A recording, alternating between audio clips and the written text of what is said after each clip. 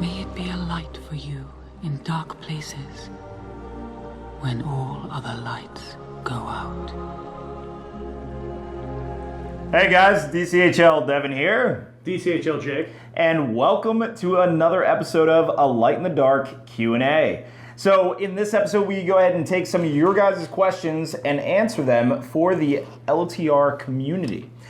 And we're going to go ahead and hop right into it. For our first question, we have Akathon39. He says, "It's nice that you're back. Have you seen all the next amazing stuff Forge World will be releasing for the game? Plus a few hints at special rules. So exciting. What are you most looking forward to, model and profile-wise?" I haven't seen any. What's coming out? You haven't seen any of it? Oh, all right. I'm like, all right. So obviously we never posted a video about this entire thing. I usually like to leave the whole press release, like, here's what's coming out, to Andreas, the Norwegian Viking. He already does this heavily. So, and then after that, Damien gave a review of everything, and he was there.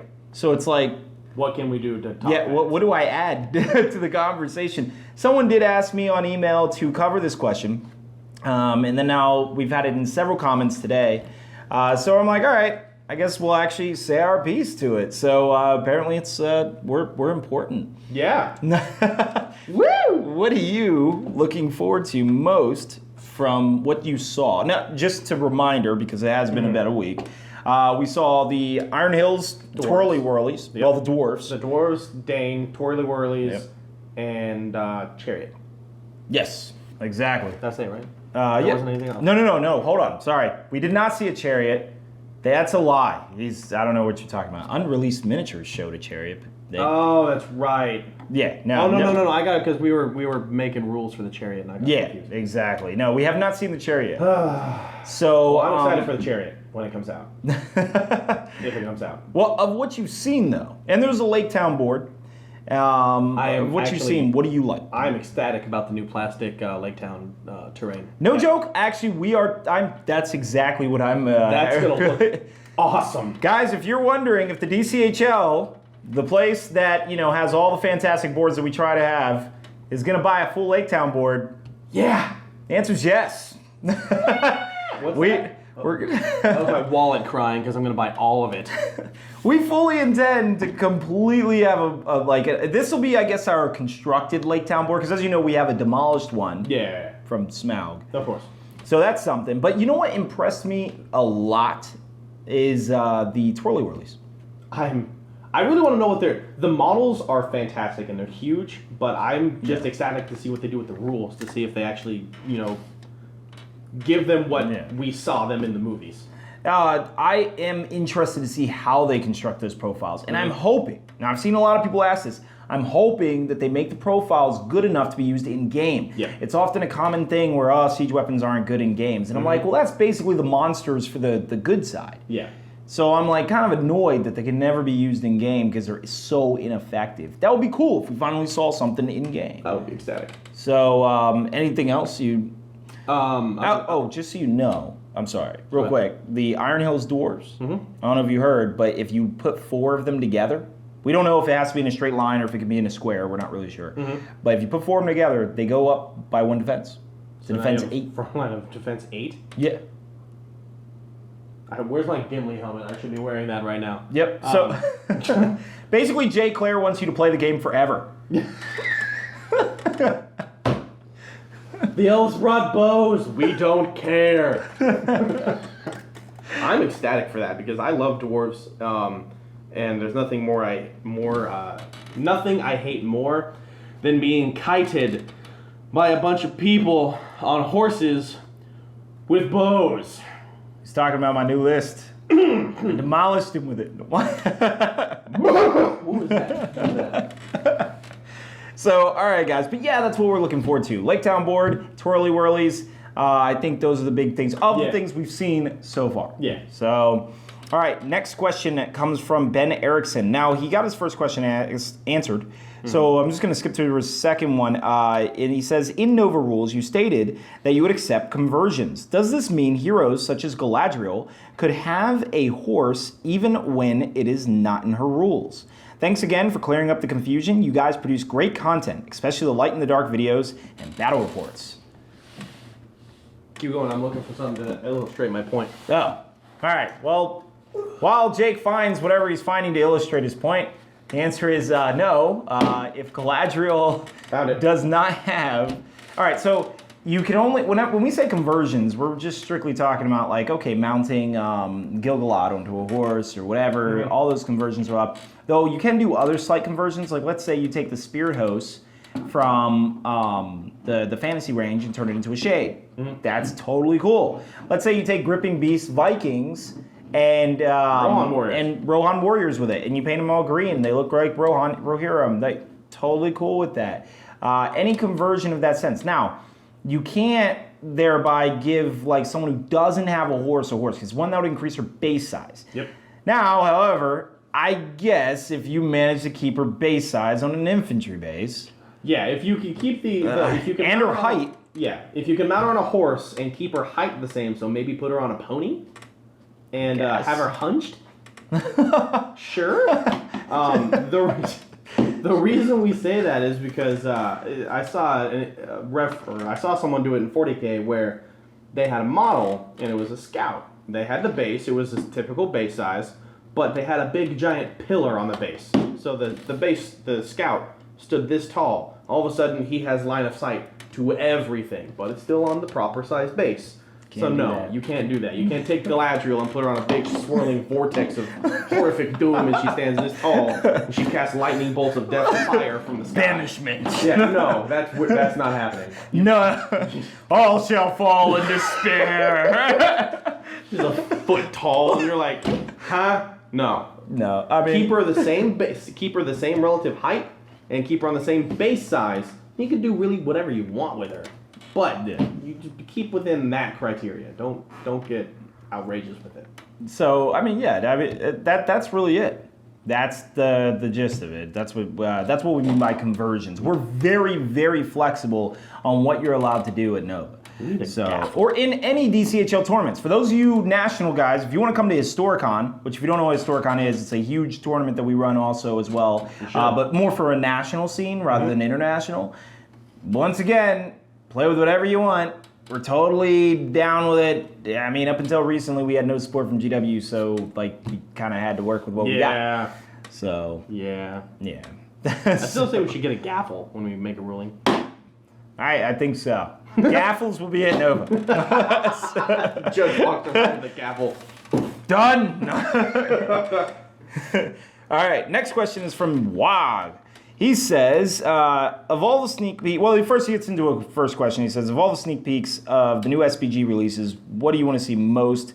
We already kind of got into this. Refer to answer one. Yeah, looks-wise, Twirly Whirly, got you most excited, Lake Town. Mm-hmm. What do you plan to buy? Everything. Yeah. So, like screaming wallet, you heard it in the back. Yep. Number two. Having seen some work in progress, what would you be excited to see from the next from the Middle Earth SPG team? And before we go into it, let me hit his third question. He says, "What concerns do you have for the international buyers for the new Middle Earth SPG releases? As traditionally, shipping and taxes are big increases to the cost of models. What plans as a club do you have for purchasing strategies?" So first we're going to hit the first question, which is, well, actually a second question, which is, what are we excited for next? Chariots. That's where I meant to put the chariots. Yes, that's where he meant to say chariots. I am ecstatic for the chariots. Oh my goodness, there's nothing I can see better than a repeating bolt thrower crewed by dwarves on an armored chariot pulled by goats. I fully intend to have an army of these things for the random 1,000-point battle. Because why not? The only thing that would make them better is if for some reason you were allowed to mount heroes in them. Oh my goodness. I don't see why not, because in the movie they did. Oh, can you imagine like Dane and Durin in these It'd things? be kind of ridiculous. I'm so excited. With an additional yes. They'll probably have a special profile maybe for them. I don't know. For Dwalin, Balin, and Killy and Philly. Oh, all 13 in. No. Well, just those 4, because those are the only 4 in the movie. But all of them can take them. All right, well. If they all say they can take chariots, then... Glorious.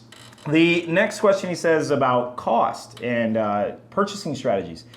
This is kind of an unusual question. And I say unusual because I don't think a league really has a strategy on how they want to buy miniatures. I think the farthest we go as a strategy is to say, bring whatever you want to our tournaments.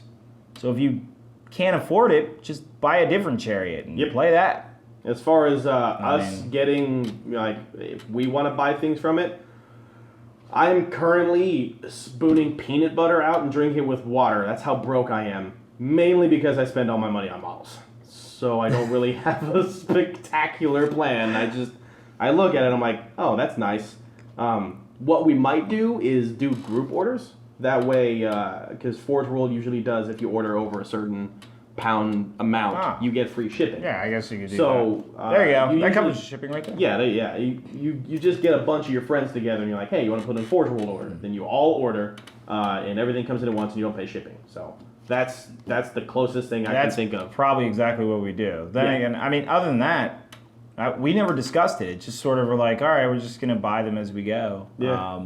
So maybe something to think about if the prices are that outrageous. I really hope they're not. If they go the Lake Town route and give us like blisters of 3 for $25, then the pricing strategy we have is to not buy them. Is to buy something else. Yeah. Perry Miniatures will get a lot of money, I guess. Oh my goodness. DCHL tournaments will continue to allow non-GW miniatures for the foreseeable future that I can imagine. I mean, so I don't personally see, I don't see a problem really. If they overprice us, then I'll be like, all right, well, that sucks. Yep. So, thanks. We'll take pictures. So, all right. So, Blackfire Productions.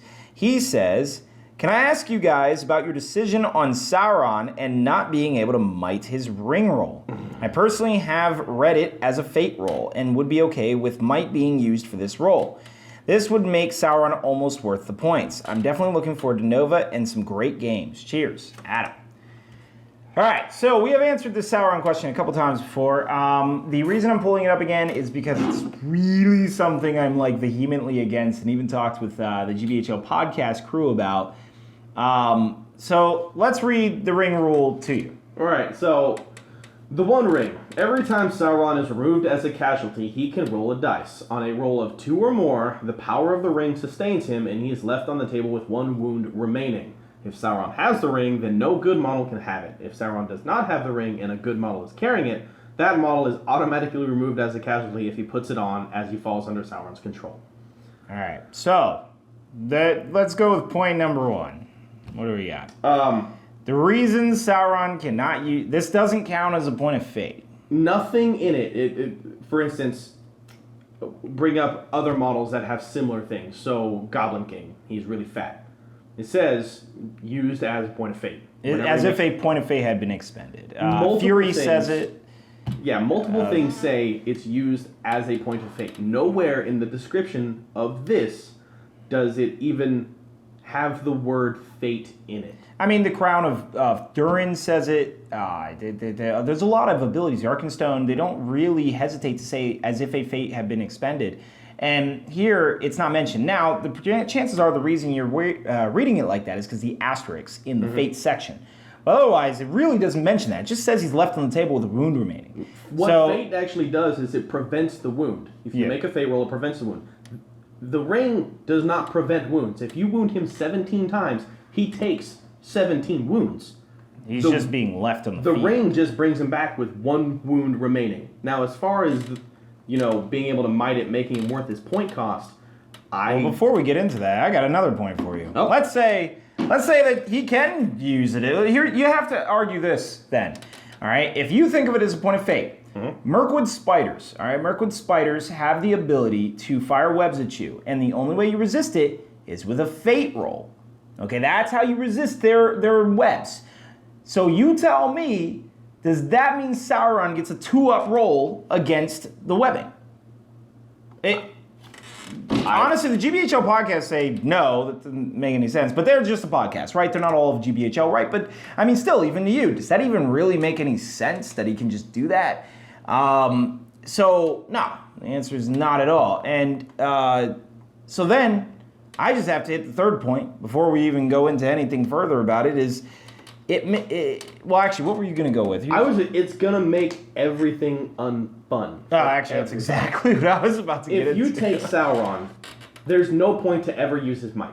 Ever. For anything. He outfights everybody. He's got the highest defense. He doesn't care. If you have 3 points of might, that means if for some reason, round 1, someone's able to wound you 4 times, with defense 10, mind you. 5 times. Oh, he has 4 wounds. wounds. He has right. 5 wounds, yeah. 5. So we had 5 times. With defense 10, you're like, 2 up, I'm fine. Oh, I roll a 1? I'll make that. That means you are basically waiting. You are playing. And remember, no matter how many wounds you ever did, you only get 1 roll. Mm-hmm. It's just 1 roll in the ring. So if you play it like this, you are playing a game where you're hoping the opponent rolls a natural 4 ones after wounding a defense 9 model. Defense 10. Oh, defense 10. Yeah, he's strength 9. So a defense 10 model, you have to wound him 4 times. No, you have to wound him enough times that he rolls 4 ones. 9. The odds of getting a 1 is 1 in 6, right? Times that by 4, and it's just like, that's how many rolls, generally at minimum, you're looking at in order for him to stop. I mean, that makes the game absolutely silly. And it doesn't read like that. It doesn't say anything about fate. It doesn't make sense with the Mirkwood spiders. It doesn't make any sense. GW is not opposed to putting stipulations in it, just like with fate. They specifically say it's used like a fate roll, or it's done before fate, or something like that. If they wanted the ring to be used like that, they would have put it in the rule. It's not like they would have just... It's an oversee. The one place. Yeah. Where they were like, oh, I forgot about fate. Yeah, that thing I talk about in every scenario. The biggest model in the game, they're like, we just overlooked that one. No. I think this one time, they're like, yeah, that would be broken. Let's not make that happen. It's absolutely silly. Now, I mean... Hopefully, when the rules all get clarified and the new rules edition are added and whatever, hopefully GW agrees with it. Please. If they say that it can be mighted, then all right, I guess we're overruled and we'll have to make every scenario where he's just not going to... ban him. Just ban him. It probably won't require banning, but it makes him extremely unthematic. That roll of a 1 is supposed to be that last leg, that final blow towards Sauron. And it never will be. You can't even play a Last Alliance battle. You can never do one because you're just wounding him forever in turns. You guys are going to end up like calling it quits for, midnight before you ever... It'd be ridiculous. That would be so bad. I mean, anyway, that's our rule. That's our take on it. Sorry if it seems like a rant, but we have covered that question a lot. We'll probably end up having to ignore those questions maybe for some time until just about Sauron's ring, but that's why we don't like the ring.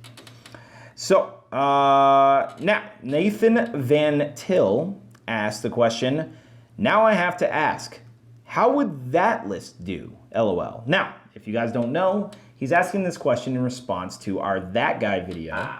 If you guys don't know who that guy is, and in case you met him for the first time, he's actually a trolling character that just shows up on our show once in a while. Yep. He kind of pops in and out, and he's just kind of there he's fun for us. We love his, if you haven't seen it, go watch How to Be a Jerk with Smaug and How to Be a Jerk with Monsters. He's got some funny videos. Which way do I throw? Up. But anyway, how would a list of 42 berserkers, a shame, and a drum, and 2 orc captains do? Not too well. So that guy, I don't think he really would. What do you have a different? I personally think it would do really good. I would actually get rid of the 1 shaman, just because if they have a ring wraith, that's an easy, get rid of, and there's no might there. So just take 3 regular orc captains, or if you want a little bit more fighty, you can drop 3 berserkers and take 3 Urukai captains, so strength 5, fight 5. for a little bit more fighty. But you basically have the might there just for heroic moves and such. But there's so many attacks in that list. It's a lot of attacks. It's still a very... as emphasized by that guy. Yeah, and it's still a pretty high model count. I mean, it's got a break limit of like 28, 29. The list seems solid from a general perspective. My fear of it is that Defense 6, with the rise of Strength 4 and Axes and Piercing Strike, a little easier to get through. Now, I mean, when you look at it from a profile base, you're looking at 84 attacks, all on models that have basically heavy armor. Mm-hmm. They're completely immune to terror and breaking, so you really have to beat them down to the 25% limit. On a surface level, it does look fantastic. The problem is you really only have one threat to throw at the opponent. This is the reason we entertain throwing in Sauron into the list and taking out some other choices, mainly like the Shaman. Yeah. Interestingly enough, Lord Elrond, another character, not on our show, but within our DCHL website, who writes some of our blogs, Lord Elrond said that he would have 3 Shamans in the list. No, and that's fine. If you were going to go the Shaman route, take all Shamans. Yeah. But don't have like just one. I mean, it'd be interesting with the all Shamans. I mean, because then you're really like surviving, and the Ring Rays would have to. It would take a couple turns to sap all their will. But yeah, that's the only reason why I wouldn't take Shamans, because if they had one Ring Wraith, like he could like. I mean, they'll burn through their will, yeah. I mean, but ultimately, we play tested the list a couple times. Keep in mind, that guy said the list because it's funny and quirky, and the whole point of the video is to be funny and to throw out some kind of troll list, right? It might work. In theory, it could work, but in the 2 test runs we did it, the list lost twice against an actual, like, thought-out list. I did bring a bomb, though. You did, yeah. He modified the list to have a bomb in it, so I guess not true test, but ultimately, I think that the list doesn't throw enough angles of threats out there to be a truly competitive list. A Rivendell Knight army probably would beat it, only in the fact that even though you have a drum to move really incredibly fast and corral the enemy, I think they'd still get away from it. I don't know. They'd have to. The only way they can get away from it is if they split their army. Because you can corral them in one corner with the drum. This is a list that we could probably try test in like a fake bat rep, just like a fun one. Yeah. Whenever we have 42 berserkers. So yeah. But we'll go ahead and move off that question. But overall, in our opinion, my opinion, no, it's not that effective. I actually don't think it'll win any tournaments personally. I don't think it has enough versatility to it. He feels it would win, and mostly because of the obvious strengths behind it. So, I mean, yeah, I guess we'll just play test it a couple more times. Even though the 2 times we did play test it, it did lose, but there were modifications. Yep. So let's go into one of our last questions for the day. It's from Joel Barron. Now, this is actually in response to a question way back in the day, so I'm not going to go over it in depth. Which was a Wednesday, by the way. Yeah, way back in the day. Yeah, that was a Wednesday. So basically, he just wanted to talk about Tom Bombadil. All right, he wanted to talk about, well, we always talk about how to counter Tom Bombadil, but we never talk about what lists he would be effective in. Like, what would he really add to an army? Why would you use him? So, why would you use Tom Bombadil? So, like, what list would you throw him in to make the list that much more powerful? Because I don't actually see Tom Bombadil as a very effective model. You may notice he's banned in our Nova tournament. That is not because we think he's broken or annoying. We don't think that he stops the game. No. He stops some of our tournaments. Yeah, our scenarios. Yeah, our 2-war scenario, for instance, you have to kill a certain number of points worth of models. Well, he's unkillable. So then I just denied you points. Yeah. Basically, there's 360 points, assuming you take him and Goldberry. You can't kill. Yep. So, but I mean, or 300 points. But, I saw him used effectively. Now, albeit this was in the 1,000-point all-hero army. Okay. But middle or stuff. Middle stuff. I saw him used effectively with Flowey, because Flowey would take away somebody's special ability, and on a 2-up, Tom Bombadil would give him back the will. So yeah. In a dwarf army, I could see it just because you could take Flowey and Flowey can stop some of the horrific special abilities that are happening around. But I would probably use him most effectively if I want to combo him in some ridiculous, crazy way. Probably with Alfred. If you give Alfred a point of might plus a point of will, he'll use the will, but you can always bump it beyond the 1. And if you get like 5s and 4s, depending on how much might you give him over time, you can really bump that and give someone like an insane amounts of might. I can't remember if it says you increase it above the normal or if you increase it just to up to what he had starting off. If it's up to starting off, then still Alfred, just because 20 points easy. Yeah. I think, now, if we're just talking about an overall list, he is effective in monster lists, I think. If you were to go to, like, Gwahir, not Gwahir, they have to move too fast, but, like, let's say Ents. You effective against them or no, with them, with an army that has lots of wounds. That's number one. Okay, basically what he does is, and this is the reason I use Radagast in an Ent army, is because he can renew the Ents. All right, so when they're pounding on him, and they have defense 8, so he shouldn't die immediately. Plus, you have all the 3 wounds and everything. Eagles, Radagast can kind of keep up with them and heal them and stuff like that. Tom Bombadil can't keep up with Eagles, but he can at least heal Ents. He can heal heroes. I think he's most effective in an all-hero list and an all-monster list. So I would literally put him in like an all-tree Ent type of list, and that way they can go back to him whenever they need. Sorry, I got something you in my okay? eye. I got something in my eye. Don't worry about it. All right. Well, I mean, this is pretty much the end of our video. Well, do you want to go off to the side? No, I'm golden. Got it. I'll just take my eye out later. All right. Oh, wow, that was... I don't know what that was. All right, well, I mean, that's pretty much the end of this video anyway. But yeah, that is how I would use him. Now, well, actually, you know what? Let me hit his last question. He was debating me about whether or not he would be useful against magic and monsters. I say no to magic, all right? And the reason I say no, I kind of spelled it out for him, but basically, he's not really... If you give someone 1 will a turn to resist magic, you basically just gave him resist magic. Yeah. That's it. The ringwraiths or wizards or whatever still be able to blast with targets, still probably won't mind. Him tying up enemy magic casters, not going to happen. Like ever. Yeah, I mean, can't stop him from casting magic. Well, you can charge them, but I mean, literally, they have an entire army between you and them. You can't slaughter your way through them. Yeah. He's too damn slow, and it's just not ever going to really happen. I can't remember all the things. Anti-monster, once again, if he gets in a fight with them, but most monsters fly or tend to move pretty fast. If it's a troll, he might keep up with him, but I mean, it only... Okay. What does Bombadil say? You automatically win the fight? Yeah, you automatically win, but you can't strike him. Now, what his thing was, he was thinking, all right, let's think about this then. If a Wraith gets priority and then spends 2 points of will, Transfix or Drain Courage or some other sustained effect on a key hero, and then Tom can use a song to cancel it.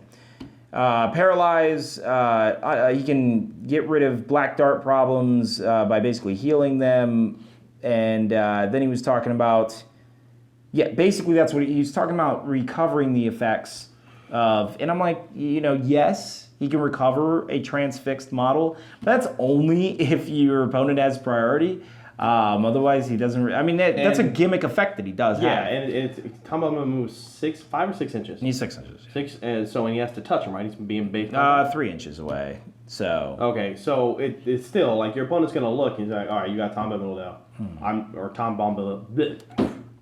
Tom Bombadil. There, I speak good English, so he's not gonna focus on it. He'll throw a trash bomb at it and then, wreck this side of the field and just swing this way. He won't do anything around Tom just because you can't do that. You're not going to stop the magic. You'll just prolong it. Yeah, I mean, I don't think he's really all that effective in choice. He's easily crowd, all that stuff. I mean, like I said, I bring him in an all monster list. Why? Because the monsters generally stay next to each other. Because you have very few targets to heal. He doesn't work. Tom doesn't work in like a horde list or anything like that. So yeah, all heroes, all monsters. That's exactly how I would use him in, and I would use him mostly as a way to abuse might. And will, possibly will, only in the sense of like using will to an effect, like magic, not to resist magic. Yeah. So that's my thoughts on it. But let me know your guys' thoughts, because I'm always interested in what you guys have to say about it. And I think just to keep this video short and to allow Jake to recover from his grievous wounds. Dang it. We will see you guys very soon. Bye.